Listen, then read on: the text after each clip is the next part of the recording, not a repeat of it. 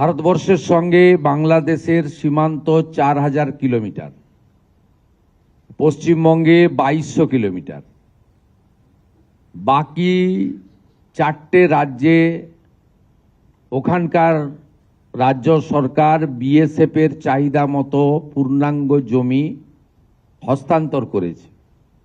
আমাদের এই রাজ্যে 2200 কিলোমিটারের মধ্যে 1600 কিলোমিটার ফেন্সিং রয়েছে।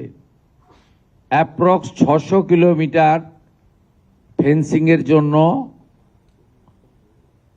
আমাদের সীমান্তে যে কাঁটা তার সম্পূর্ণ করতে আমরা পারিনি। এর মধ্যে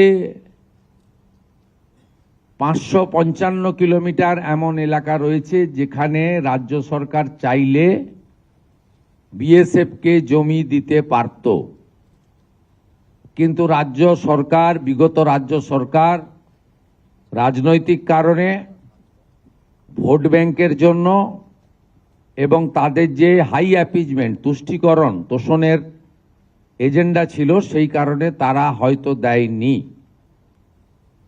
আমাদের পূর্বাঞ্চলের যে কোঅর্ডিনেশন মিটিং এই নবান্নতে হয়েছিল, যেখানে কেন্দ্রের বর্তমান স্বরাষ্ট্র এবং সমবায় মন্ত্রী অমিত শাহজি নিজে উপস্থিত থেকে তদানীন্তন মাননীয় মুখ্যমন্ত্রীকে পার্সোনাল অনুরোধ করেছিলেন।